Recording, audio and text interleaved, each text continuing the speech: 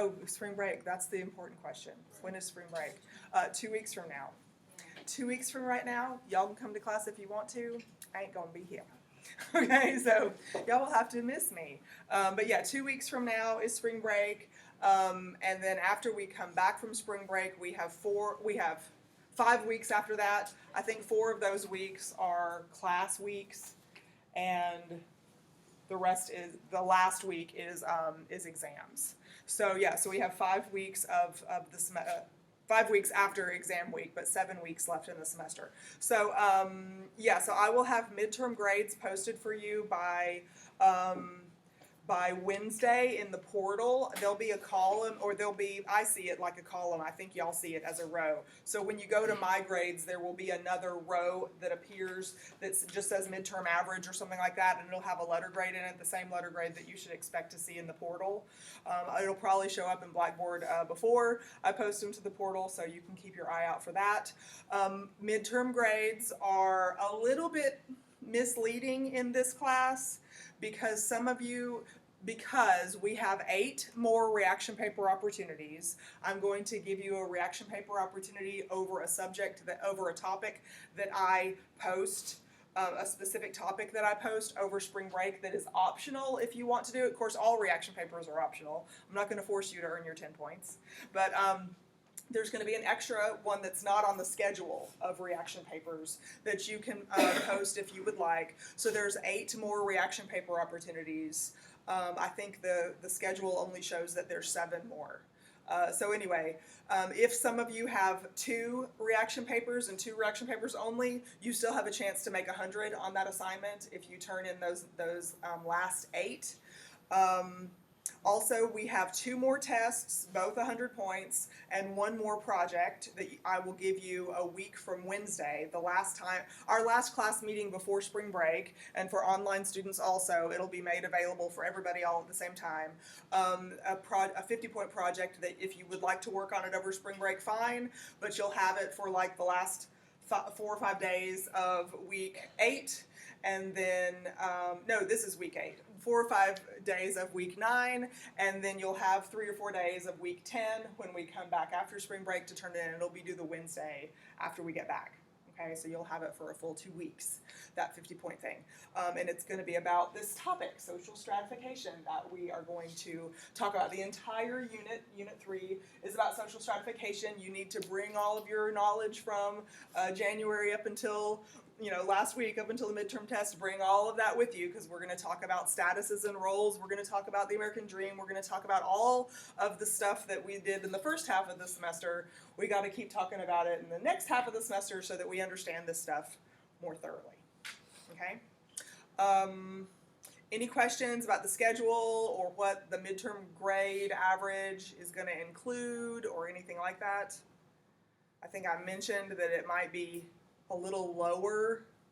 The midterm averages in my class are sometimes a little lower than they actually can, if you end up with like a C or a D as a midterm average because we have so many reaction paper opportunities left, or because you haven't had your lowest test score replaced yet with your highest, or with your 4th test score, then it's a little bit misleading, but it just gives you a gauge of of what you need to shoot for in the second half. Okay? Y'all with me?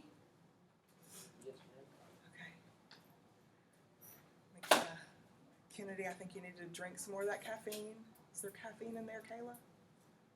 Is there caffeine? A little bit? Yeah. I see a nice extra large coffee. I like to see that extra large coffee. Yeah. We need to consume our caffeine for me really quick, so I'm not the only one who's trying to be peppy in class today, okay? So, all right. So without any further ado or announcements, let's talk about social stratification. I'm going to post this reading assignment. If you want to take a snapshot of it, like I said, you can take a picture of it really quick, but I'm going to post this reading assignment in Blackboard.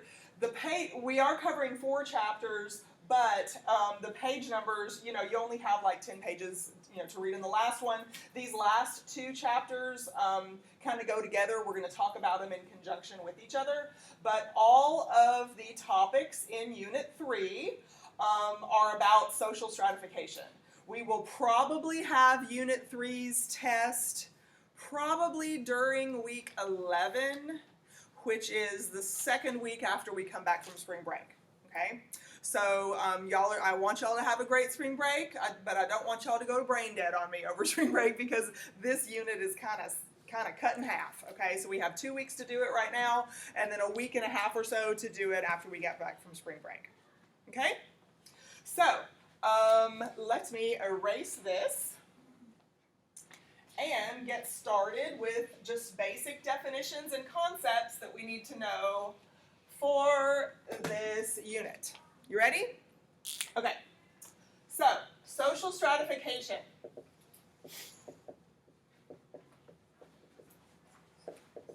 Social stratification. This word here means layers. Something that is stratified has layers in it, okay? So we're going to talk about the layers that exist in society. We talked about social structure, which was the predominant topic in our last unit. So we should have a good foundation of how social structure is organized and the different components of it and the relationship between those components. So keep all of that knowledge from Unit 2 in mind.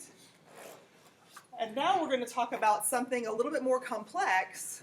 You know, if social stratification if social structure wasn't complex enough, now we're going to talk about something a little bit more complex. The layering that exists among different categories of people in society.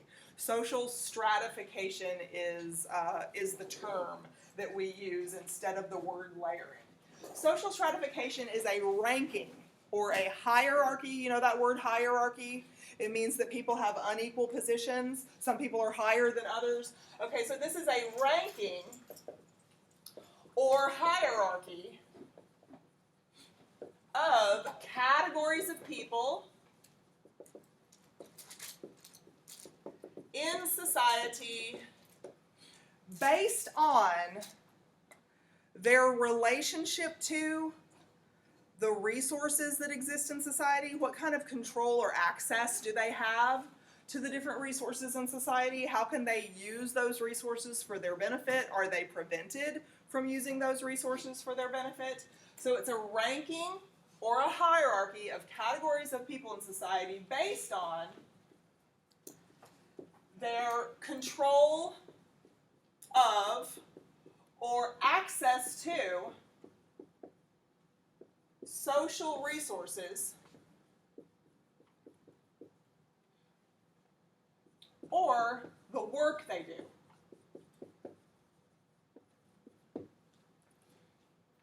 I can't see this. I lost my glasses. That's an expensive loss. It really is. It's not cost me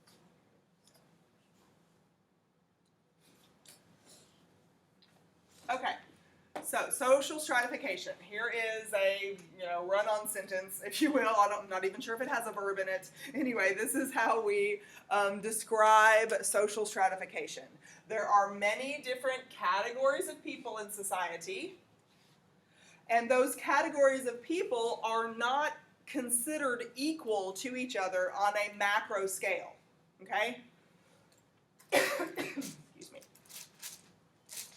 So it's a ranking, a comparison of those different categories of people. This term, categories of people, is something that we defined, I think, way back in Unit 1. So we've got to take, remember, I said we've got to take information from Unit 1 all the way up to present day. Let me just refresh your memory on what categories, how we sociologists think of a category of people. Categories are huge groupings of people across a population. Huge numbers of people across a population. Oops.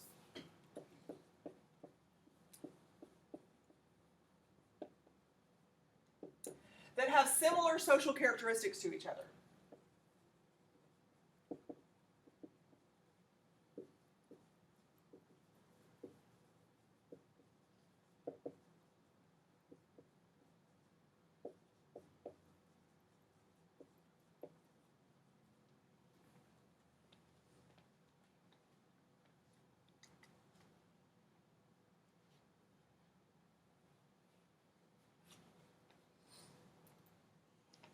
Okay, so categories of people, huge numbers of people that have similar social characteristics to each other.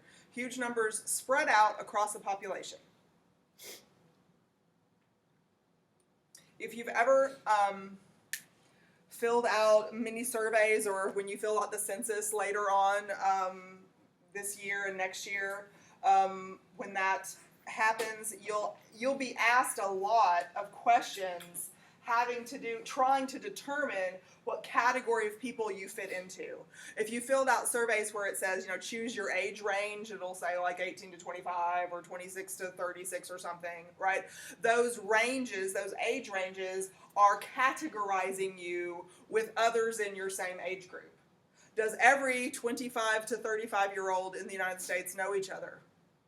No, but since they have a similar life history, since they were born at a time that makes them 25 to 35 right now, they have a similar life history. They have experienced certain kinds of historic events, certain types of news issues, a certain type of lifestyle with technology, for instance, that 65 to 75-year-old people didn't experience in the same way that you did, right? So 65 to 75-year-old people, again, don't all know each other across the population of the United States, but they probably have similar social characteristics that gives them more in common with each other than the 25-year-old who lives across the street. Than they have in common with the 25-year-old who lives across the street. Does that make sense? Okay, so that's why in sociology, I saw several of y'all gave me like a head shake when I asked you if that made sense, and I have to wonder, was that civil inattention you were giving me? You just heard a question and you were like, yeah, you haven't had your coffee. Remember the civil inattention word. I'm watching for you. Okay, so yes, the categories of people in sociology, we're interested in this because of these similar social characteristics that they have with each other.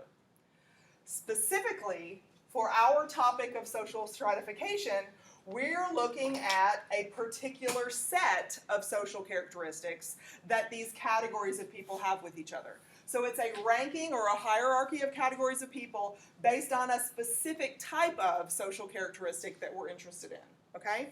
And here they are. Here are the social characteristics in this definition. Oops, I was going to circle that with a different color. Let me see if I can do that now.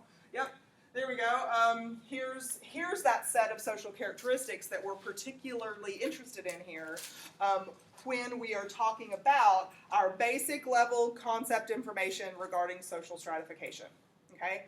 Social resources and work specifically are the key words in this phrase that I circled. Okay, so these are the key social characteristics that we want to look at.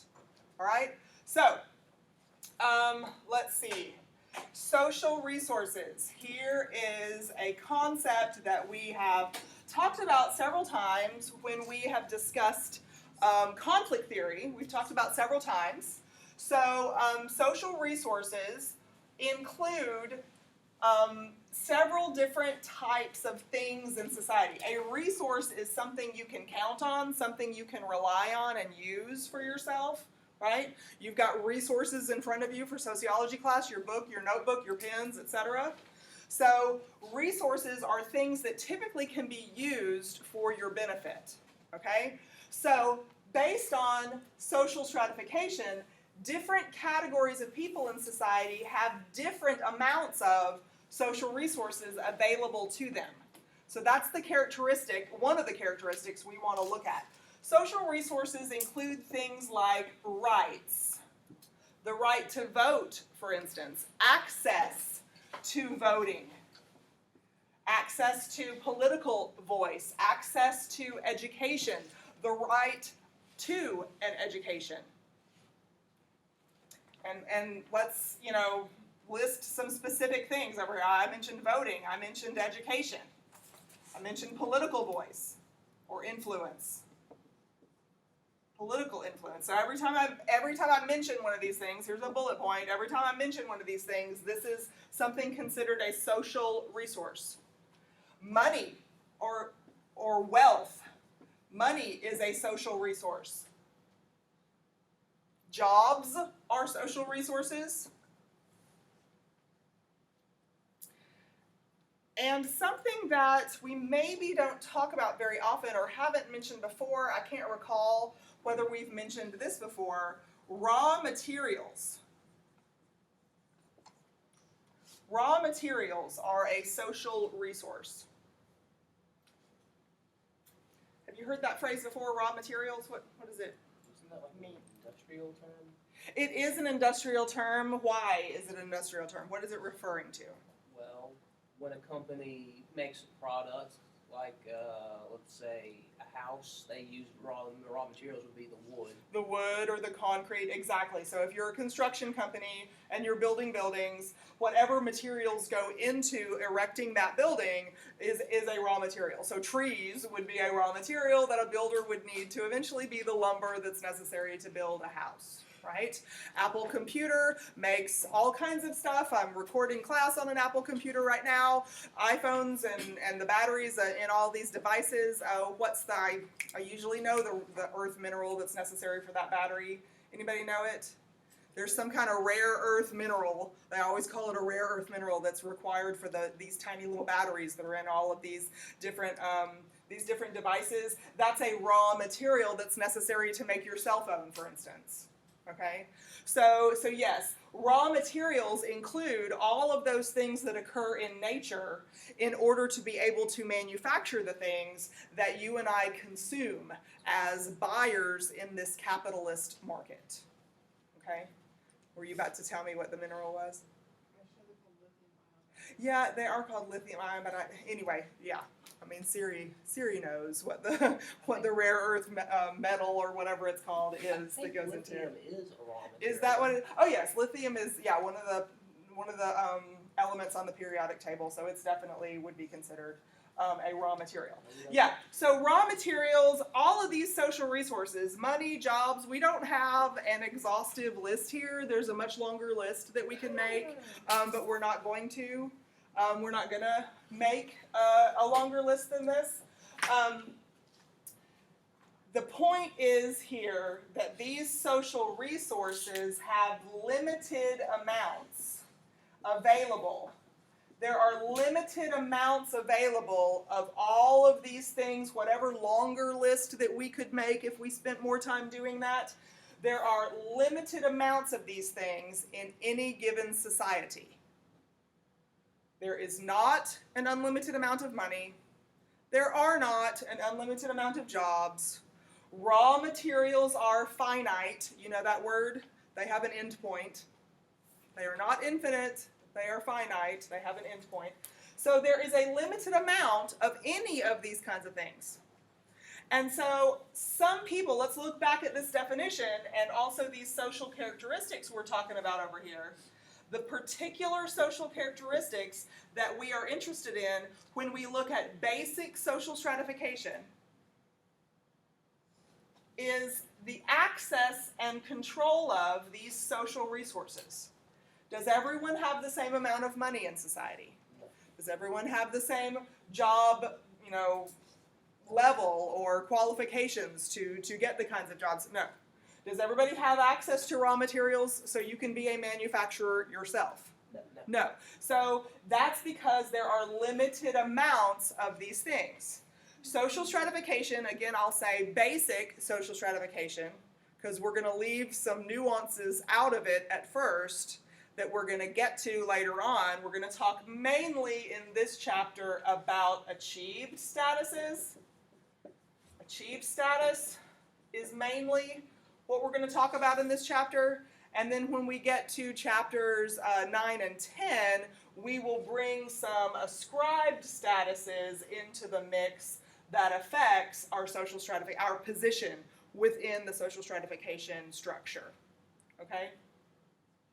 So this chapter is going to look at control of and access to social resources and the work that they do. See, work is a social resource. Your qualifications to get the kind of job you want, your job security based on your skill or your education that you bring to the table, or your lack of skill, and therefore lack of job security, for instance. Okay? So these are the kinds of things we're going to talk about in this first chapter and part of chapter 8 also. So in chapter 7 and 8, we're going to be talking mainly about this kind of stuff. Okay, questions? And I couldn't have a first day of a unit without drawing a picture for you. So I have a picture prepared. Hopefully my artwork on this one will stand up to a whole lot of criticism because it's not a very difficult picture, but let me draw it for you.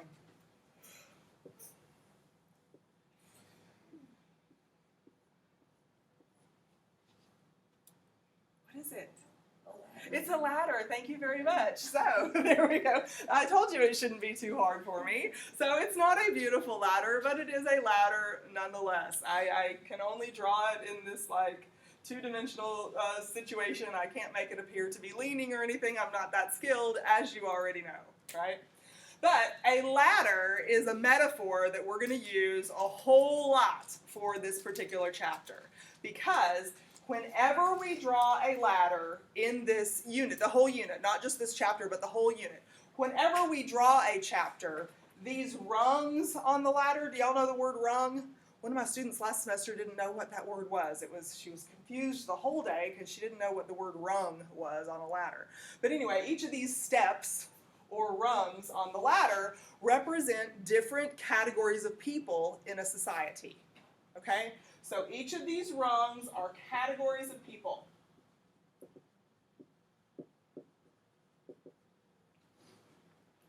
In the United States, these categories of people, number one, there are 7 categories of people that we will discuss in the United States. Thus, I put 7 rungs on this ladder, not by accident, okay?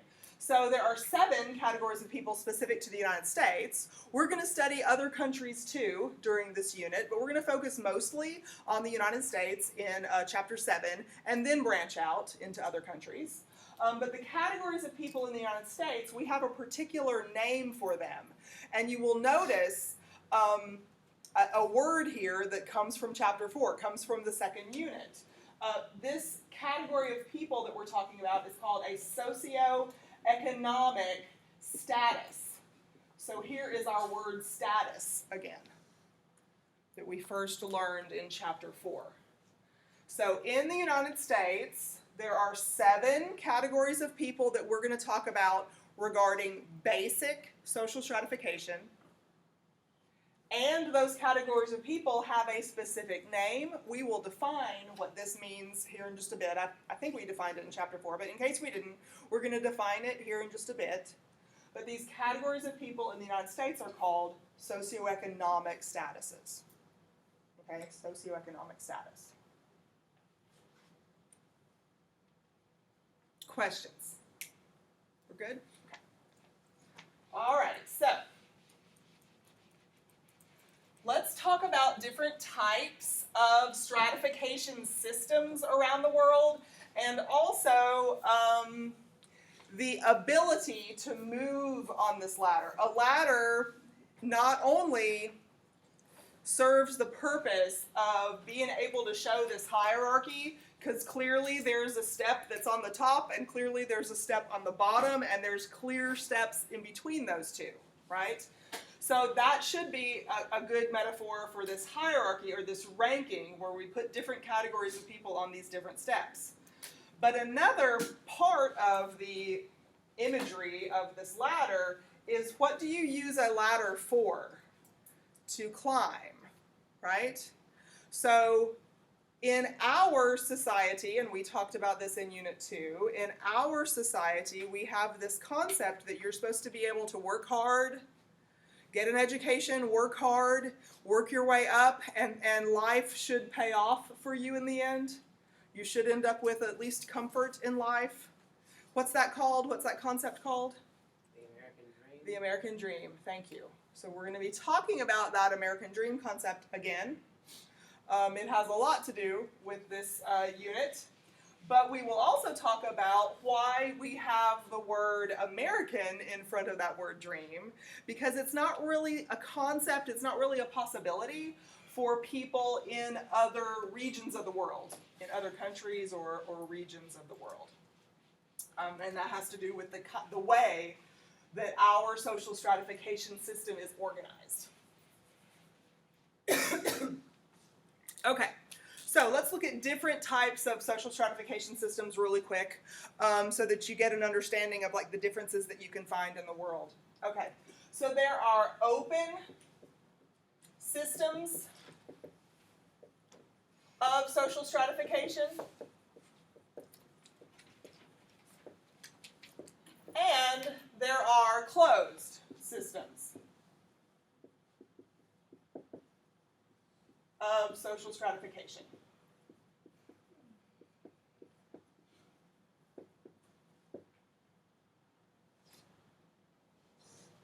Open systems of social stratification and closed systems of social stratification. This word open and closed, these are the things that we need to define here and explain, right?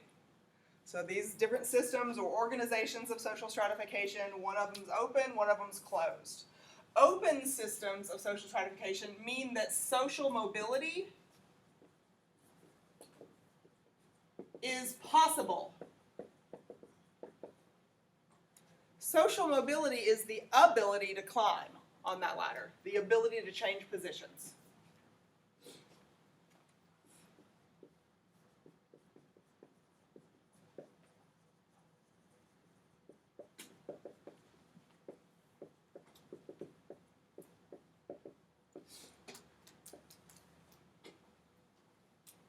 Social mobility is the ability to change positions in society. We have a vocabulary word for positions in society. What is it? What's a position in society? A status. Excellent. Two sides of the room answered at the same time. Good. Yes, so in other words, you can reword this to say the ability to change statuses in society specific to social stratification. Remember, our statuses are called socioeconomic statuses. Those 7 socioeconomic statuses are represented by the rungs on the ladder over there. And those are positions in society that in open systems of social stratification, the idea is that you are going to be able to change. Maybe, well, definitely you inherit your early lifestyle from the people you're born or adopted into their family on a micro scale. So you inherit that lifestyle, you inherit that socioeconomic condition at birth or adoption. However, in an open system of social stratification, if you are born or adopted into this situation, by our social norms in an open system of social stratification allow you to change in your lifetime. You do not have to stay in this position. The idea is you can move up on the ladder, right? Like that's what y'all are thinking when I say you can move, but is down also a direction? Unfortunately, down is also a direction. So in a system of open social stratification, the ability to move on this ladder is possible. We like to think of the upward direction, but downward is a direction too that is possible in an open system of social stratification. Okay? So in the United States, we have an open system. It's called a class system. We have social classes. You've heard of upper class, middle class, and lower class. In Chapter 4, ascribed status was, so one of the ascribed statuses mentioned was social class. We have a class system in the U.S. Many other places around the world have class systems also. But a class system ranks people, I'll say it ranks categories based on ownership. Here's a key word, ownership of social resources and or the work that they do.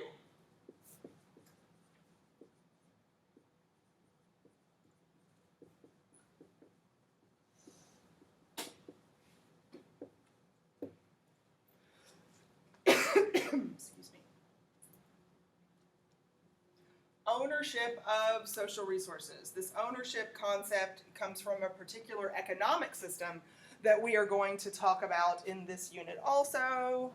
We probably won't get to it today. Maybe we will, but by Wednesday probably we'll get to it.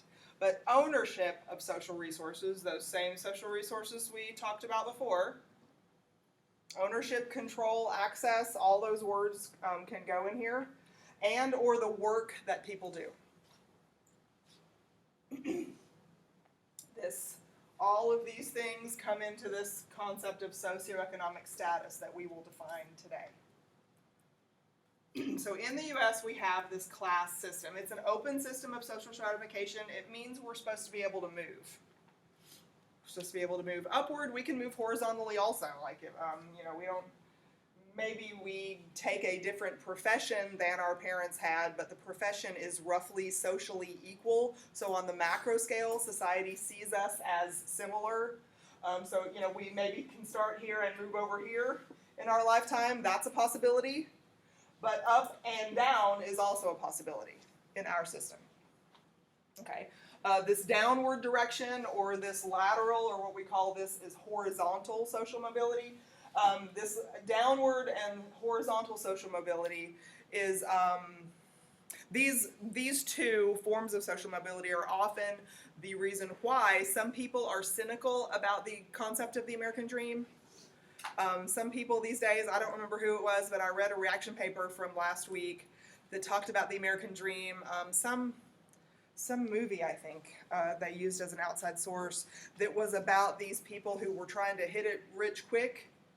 And that's kind of a new, I guess maybe a modern definition or a pop cultural definition of the American dream, because so many of us maybe don't like the idea of this hard work and education for long periods of time before we can hit it big. But because this upward, let me put emphasis on this upward arrow. This upward arrow is really the focus when we're thinking about changing our rank among the different categories of people that exist in society. Questions or comments? We're good? Okay. So closed systems of social stratification, on the flip side, social mobility is not possible. So if social mobility is defined as the ability to change rank in society, to change positions in society, in a closed system, it's not possible. Wherever you are born, you stay. So your social position, your status, in other words, your social position is based on, what kind of status would that be called if you're born into it? Static. It is static, but there's a specific vocabulary word. Ascribed. Ascribed, thank you. It's based on ascribed status. So let me point out that this definition here of a closed system of social stratification, if you don't remember or if you didn't truly learn what ascribed status means, does this definition mean anything to you? Is this a clear definition? You have to remember what ascribed status means in order to be able to understand this definition fully. So in a closed system of social stratification, social mobility is not possible. You cannot move from one position in society to the next. Your position is based on ascribed status. It means it's assigned to you at birth. So if, back to our ladder over here, if you were born into a family unit, into your primary group that you were born is right here, then in a closed system of social stratification, that's where you stay. You have no chance. There is not a social resource to move up. You are there based on the norms of society, based on the social structure and the rules that define your social structure. You have to stay right there. There are many different examples of this worldwide. One of the examples that your book mentions is a system called apartheid. Are y'all familiar with that word? Some of y'all will be familiar with it because you've studied it in history. I'm very glad that that's why you're familiar, that you haven't lived through that era of human history. When I was your age, apartheid was in the news all the time. We were trying to overturn apartheid. Apartheid was a system of closed social stratification, where based on your ascribed status, particularly race, in South Africa where apartheid was social policy, your racial group made you stuck in the position where you were born. So apartheid was an example of a closed system of social stratification. I think that's the one mentioned in your textbook. It in general is considered, it's called a caste system. Not a class, but a caste system. A caste system is a ranking based on ascribed status. In the Hindu structure, Hindu is a religious and a cultural system. In a true Hindu structure, a caste system is built into the norms. It's built into the mores of society. The positions, I believe there's 5, if I'm not mistaken, in the Hindu structure. I believe that if you were going to draw this with a ladder, you'd put 5 rungs on the ladder. There are maybe 3 true castes and maybe 2 additional social groupings. But a caste system is closed because no social mobility is possible. Your position in society is based on your status at birth, and it must stay there. So there are many different examples around the world that have closed systems. There are some more complicated situations where there's kind of like a mixture. There's maybe some industries that you don't have access to, while others you do, in different countries around the world. This is what we have in the US. Because we have this in the US, that's why this concept of the American dream happened to begin with. That's why it came to be to begin with. Questions? We're good? Okay.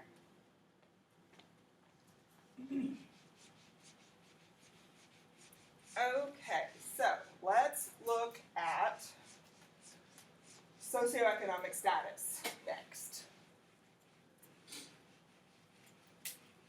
Okay, so again, with our 7-rung ladder over here, remember, each of the rungs on the ladder, there are 7 because it's specific to the United States, and these rungs are categories of people that are called socioeconomic statuses.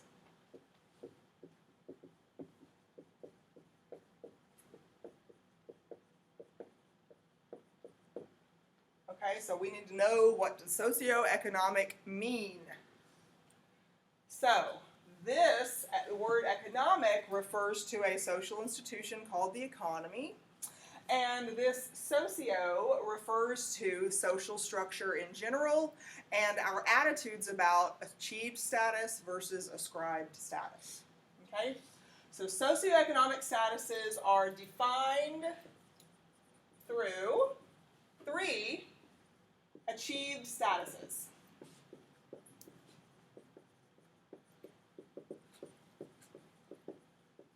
And again, you probably need to specify in your notes that this is specific to the United States. Specific to the United States. They are defined through through a combination of 3 achieved statuses in society. These 3 achieved status are kind of linked. They're kind of intertwined with each other and affect each other. The 3 specific achieved statuses we're talking about here are income, and join in with me if you hear a familiar pattern that I'm about to say. Income, occupation, and who knows the last one? Thank you very much. Education.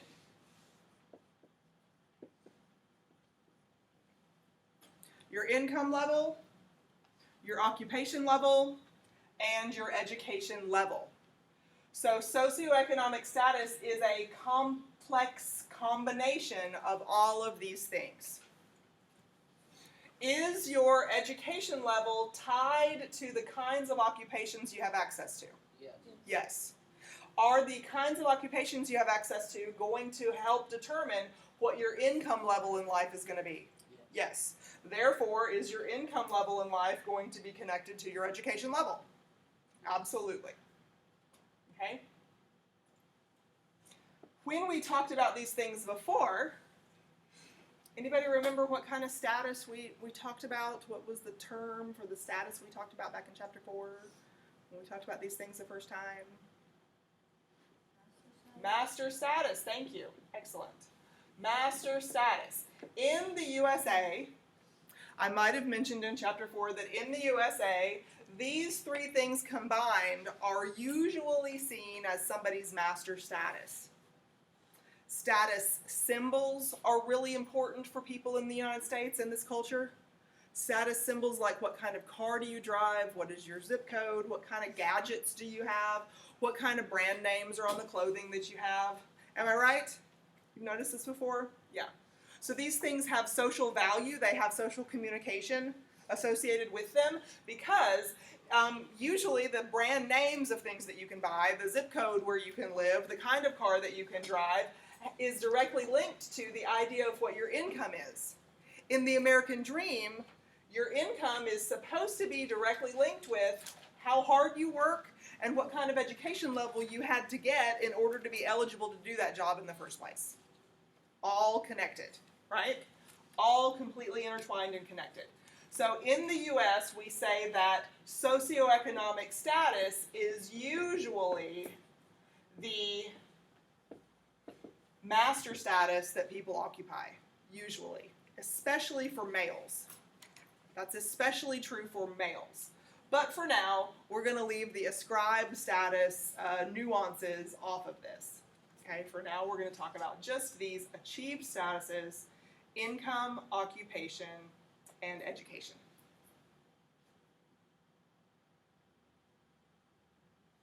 Okay, so with this combination of things, since these are called achieved statuses and we are supposed to be able to earn these positions in society, that's where this social mobility concept, particularly vertical upward social mobility, not vertical downward social mobility, is generally the idea when we're talking about the American dream, right? These things are supposed to be achievable through your individual hard work, your own effort, and you're supposed to get a payoff, you're supposed to be rewarded for your own effort, according to the norms of the US, right? Okay, so each of these socioeconomic statuses over here, let's see, trying to decide whether I want to give you the names. We have specific names, 7 specific names for these socioeconomic statuses over here. Trying to decide, do I give this to you first? No. Let me wait for just a second to give you the names of these and talk about a very important kind of a philosophical concept that goes along with this socioeconomic status and the ability to move. Let's talk about this philosophical concept first. And this is a concept that you're going to need for all 4 of these chapters that we're going to discuss in this unit. So please take really good notes and ask me questions if you're confused about anything on this topic. So there is a concept called life chances that you will read about really, really early on in chapter 7. First couple of pages in chapter 7, you will read about the term life chances. And our textbook author has a great definition in there. It's an accurate definition. However, I'm going to try to improve upon it a little bit by taking it apart and giving you a little bit more detail than what your textbook author uses, okay?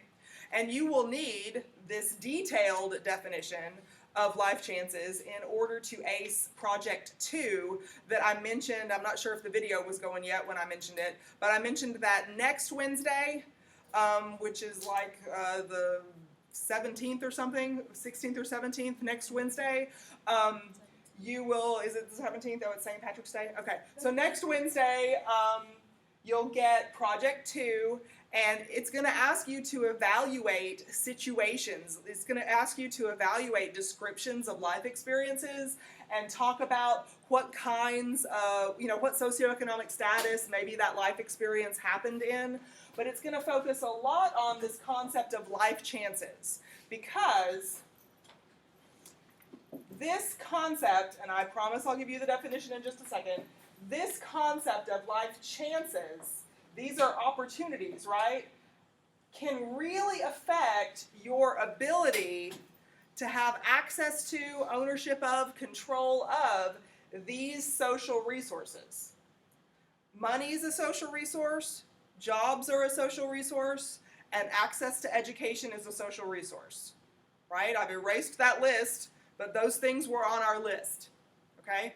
So achieve statuses of your income level, your occupation level, and your education level. This is easy to say. The American dream is easy to say, right? I can just work hard, get an education, work hard. By the time you're 60, you should be able to be comfy. That's easy to say, right? But is life more complicated than that?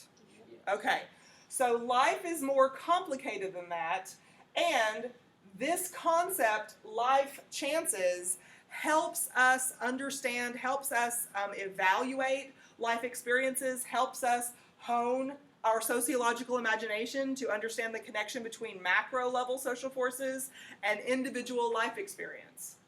And why some people say the American dream, you're just full of it if you think the American dream is possible.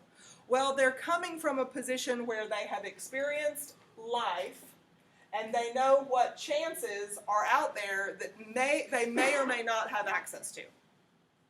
Okay, so let me give you the definition, the longer definition of this concept, life chances, longer than the one that your textbook author gives you. Please pay good attention to this. You'll need it to ace Project 2. Life chances. These are opportunities people have in life for two different kinds of things.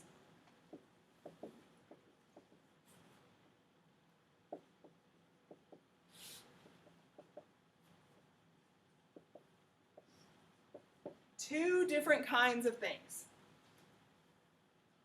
Now, let me put, instead of a period there, let me put a colon, because remember, I am expanding on the definition that your textbook author gives you.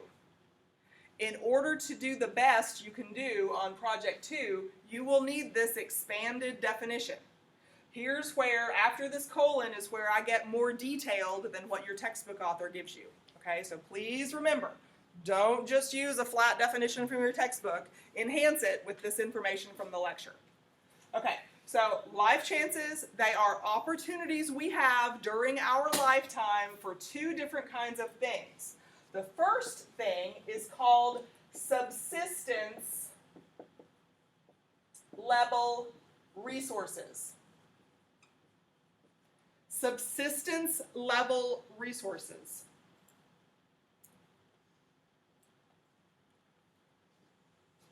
This word, to subsist, means to survive from day to day. It means daily survival, if you subsist. So first off, we're talking about social resources, but the first kind of social resources we're talking about are going to be subsistence level resources. If subsistence means to survive from day to day, what resources do we, human animals, need to survive from day to day? Food, water, shelter. We need food, definitely. I heard several people answer, so I'm going to go with the first one, the first thing that I heard. We need food. I heard somebody say clothing, I heard somebody say shelter. I'm going to put those things together. Clothing and shelter are kind of the same thing. They, from an animal standpoint, which is human beings are animals, we sometimes need shelter like a building around us, and sometimes we just need shelter like, a warm or, raincoat or something like we do today, okay? So we need food, we need shelter, and Logan, I think I heard you say something else that needs to go on this list. I think it was you. Yeah, water. Water. I'm not going to put money on this list. I'll tell you why. Water. We need good old-fashioned H2O. Does any water do? Like, is just Arkansas River water going to be okay? It has to be clean water. No, it has to be clean water. It has to be water that's not going to give us bugs that are going to make us sick, right? It has to be clean water that we have access to. Let me give you a very good college level vocabulary word. Rachel, stop and be with us. Let me give you a very good college level vocabulary word here. This is not a vocabulary word specific to sociology class. It's just something that you need to know this vocabulary word because you're a college educated person now, okay? We need potable water. I've heard people pronounce this word potable. I say potable. In Spanish, it's agua potable, drinkable water.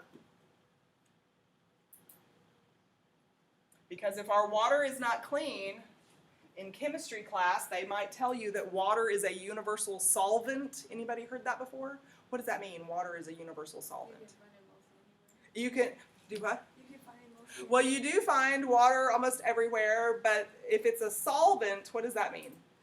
Stuff dissolves in it really easily, stuff that can make you sick, and stuff that is not going to harm you. But for the simple reason that water can carry all kinds of stuff that can make you sick and kill you, we have to be really careful about the kind of water that we consume.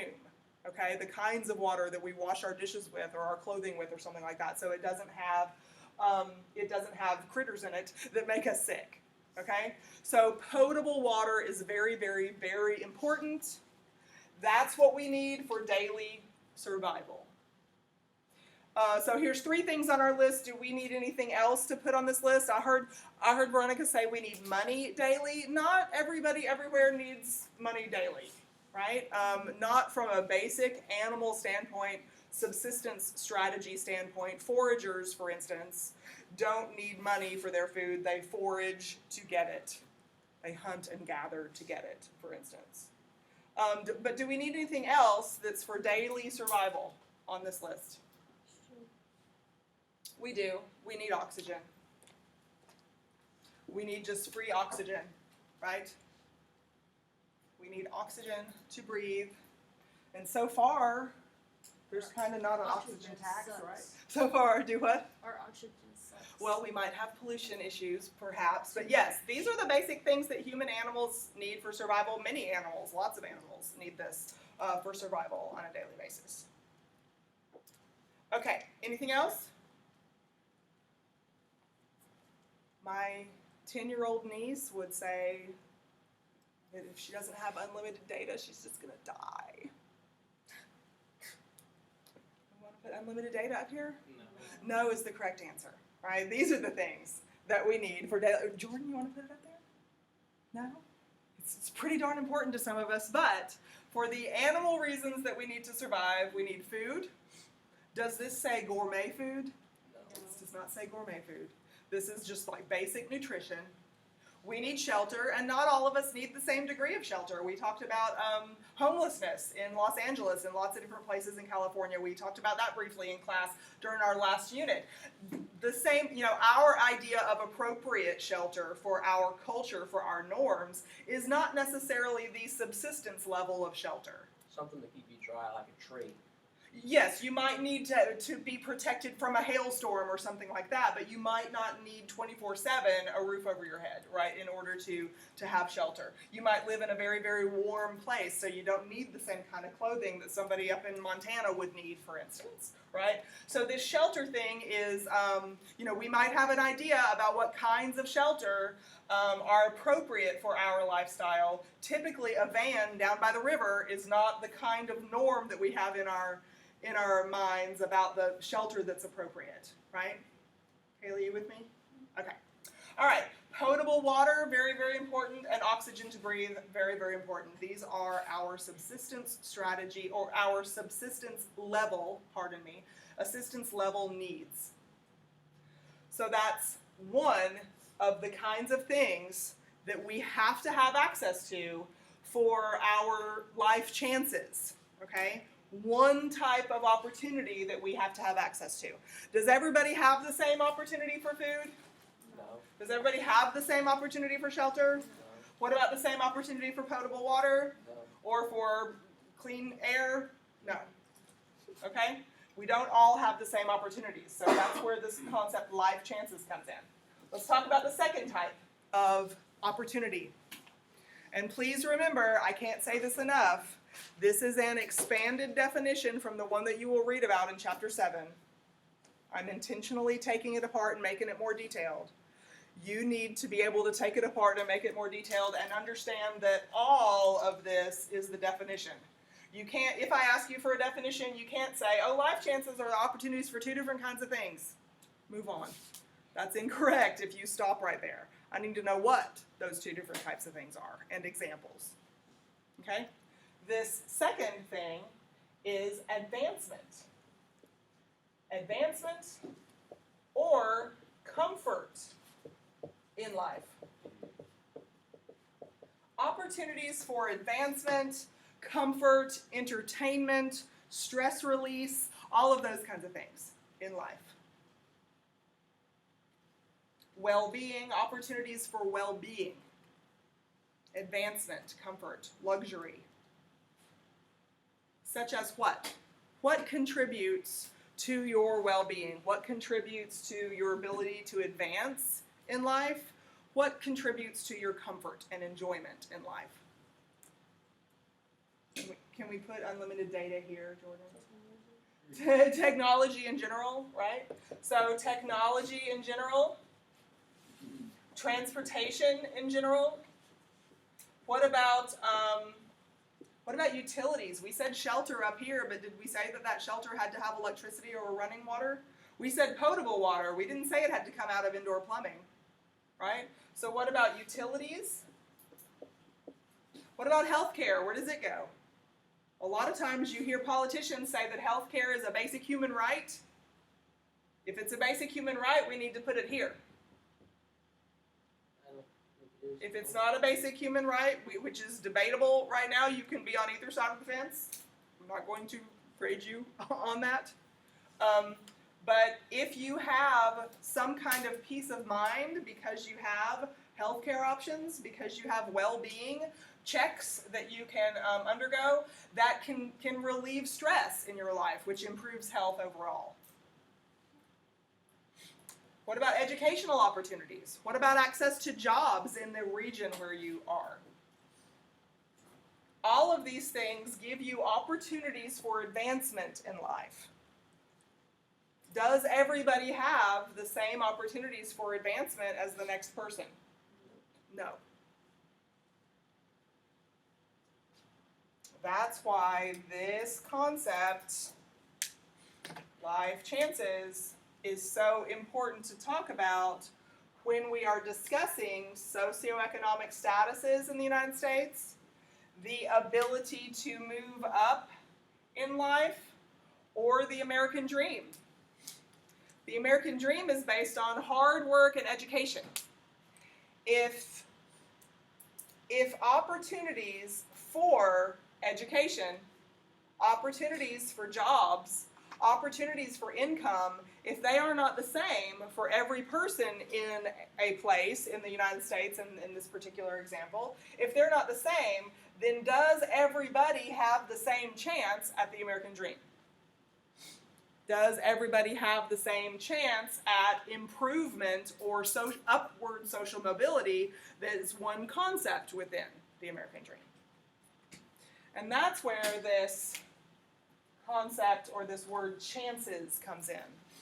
These are opportunities, but not everybody has the same opportunity for the same resources. The same food, the same shelter, potable water, clean air to breathe, or advancements in life, like technology or jobs or transportation or healthcare or utilities or any of these kinds of things that make our lives more comfortable, that put our minds at ease and contribute to our well-being. If we have mental and physical well-being, then our life experience and our lifespan is longer, and we usually end up with more satisfaction out of life. That's another thing that you could put down here for number 2. It's opportunities for advancement, opportunities for comfort, opportunities for satisfaction, opportunities to enjoy life a little bit. This is necessary for existing. This does not have anything to do with comfort and enjoyment. So Life chances are two kinds of opportunities we have in life. One of those opportunities is just to survive, and another one of those opportunities is to survive with a little bit of comfort, a little bit of contentment, a little bit of satisfaction in life. Maybe more than a little bit. I would like more than a little bit of those things. You probably do too. But not everybody has the same life chances as the next. I think I've said that 7 times. Not everybody has the same life chances as the next person. Let's explore that really quick in our last couple of minutes. For instance, Money's a big deal.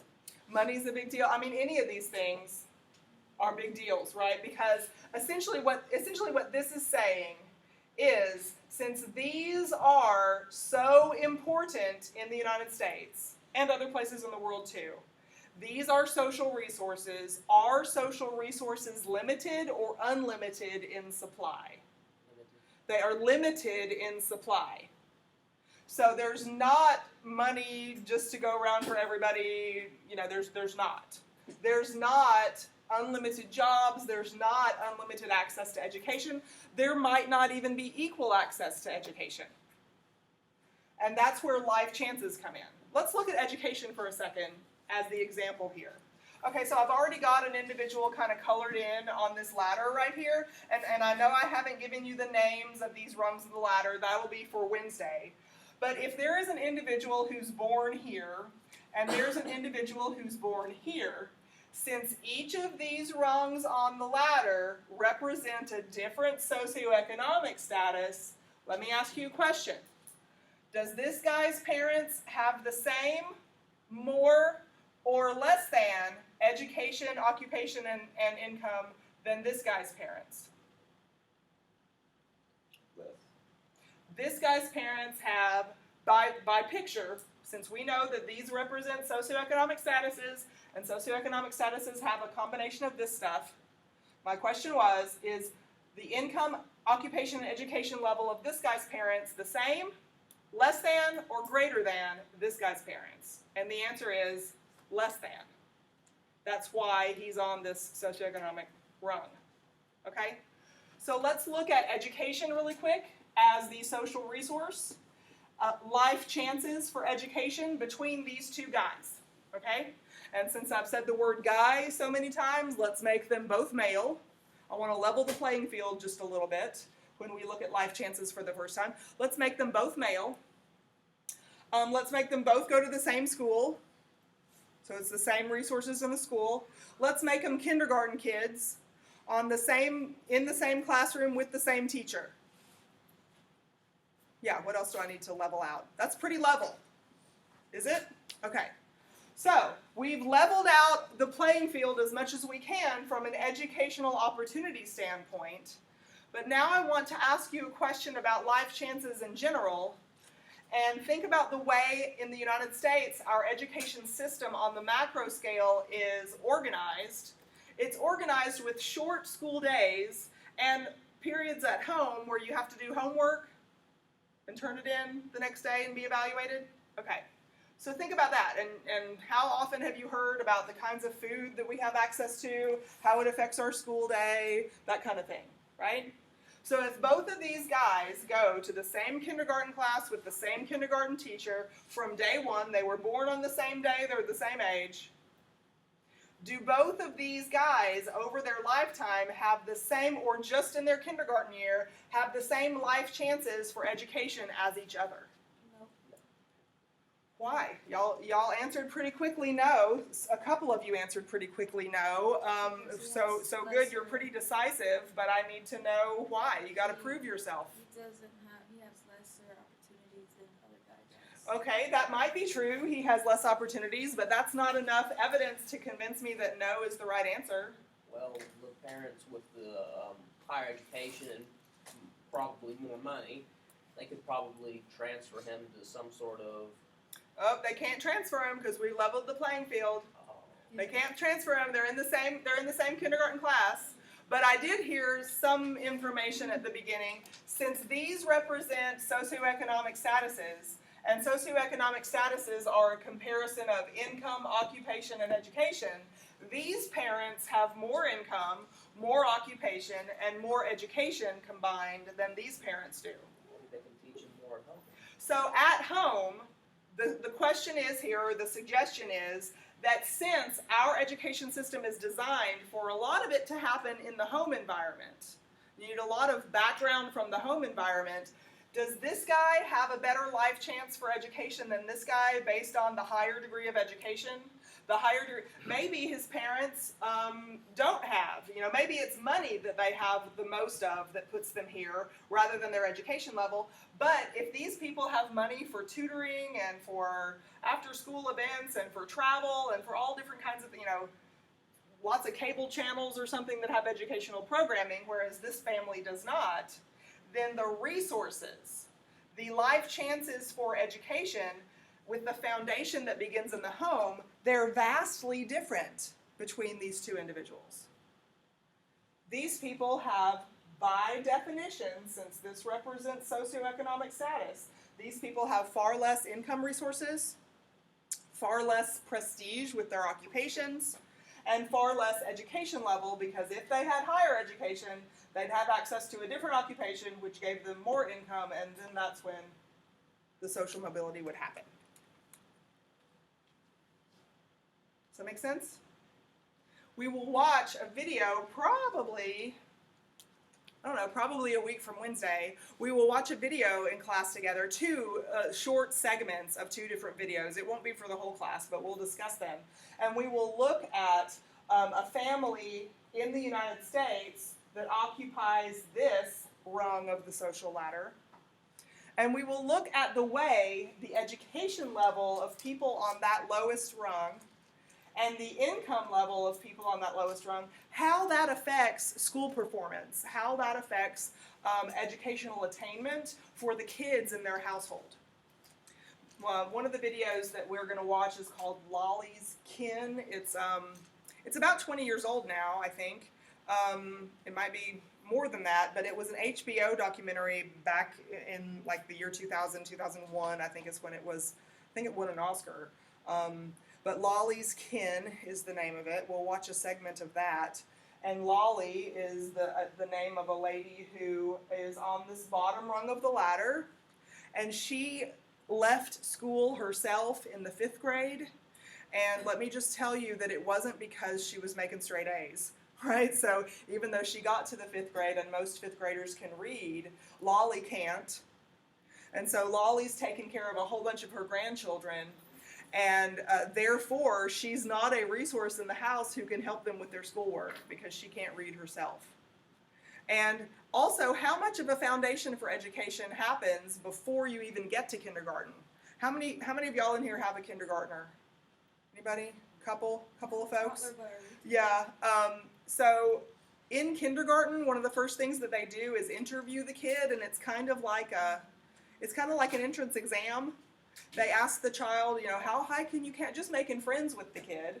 But they ask them questions that gives information about what kind of educational background they've already had at home. Like, how high can you count? What's your mama's phone number? And if mama's phone number changes all the time or she doesn't have one, then, you can't give an answer to that kind of question. And so very often, kids who grow up in households like Lolly's, where there isn't an adult who has literacy skills at high enough levels to read like bedtime stories to the kids. And they don't have income resources at high enough levels to have TV programming in their house or even electricity at all times of the year.